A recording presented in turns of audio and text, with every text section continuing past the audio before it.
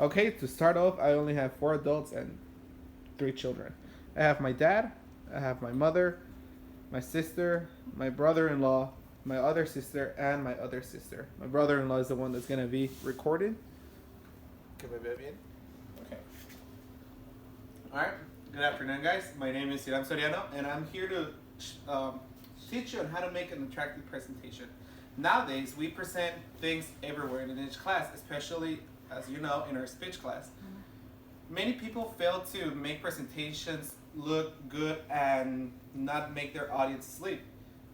Today we're going to talk about 3 main points. One is going to be about the images and their importance. Images are used to personalize an idea, to show and demonstrate what you're talking about to your audience.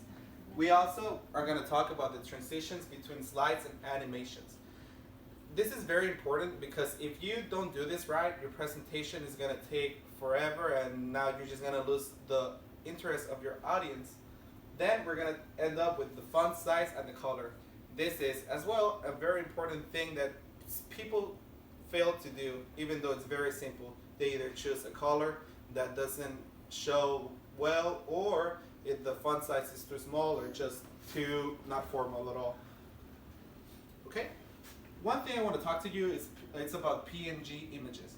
This images means that they just don't have a background. As you can tell, this image is just blended into the slide, but if you have an image with a background, then you lose the blue that you have on your background, and then you have the image on a white background.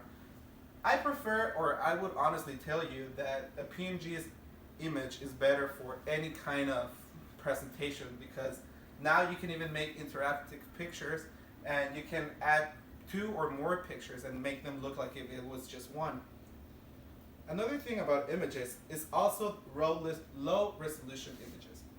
Here we have clearly another PNG picture, but this one is high def, while that one is a very low pixelated picture, which I got from the internet just like that as well. You have to be very careful with that, especially if you have a panoramic picture, because sometimes the resolution really lowers with those. My next point is about transitions. As you can tell, I began already with a very bad transition.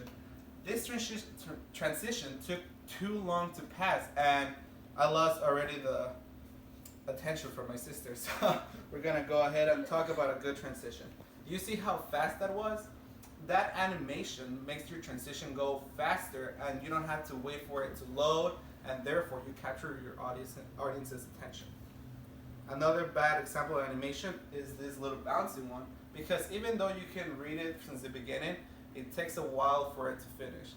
This will also lose the attention of your audience and make them distracted with something else.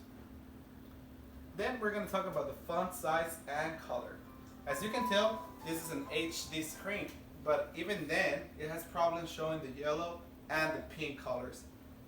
Well, you always want to do colors that really contrast with each other, like that blue and the white one, because therefore, as many classrooms use projectors, you will not be able to tell what the texts are saying. Another thing that is important about your font is the kind of font that you use. As you can tell, you want to stay away from your fancy fonts like this one, because even though it is legible, it is better to just have something like that one right here, that it looks formal, but at the same time you can read it with no problem. A good thing to mention is that whenever you're presenting as well, you want to make sure that everything can be read by your audience. Like, I have my title, my subtitle, and of course I had to enlarge the pictures a little bit for you to tell. You want to be careful with that, okay? To conclude this presentation, I just want to say that I know this is the chapter 14 that we just read, but I had no idea, and I had already made this presentation, so sorry that I basically repeated everything we just saw in this chapter. I want to thank my family for listening, and of course to you, Professor, for allowing me to send you this video.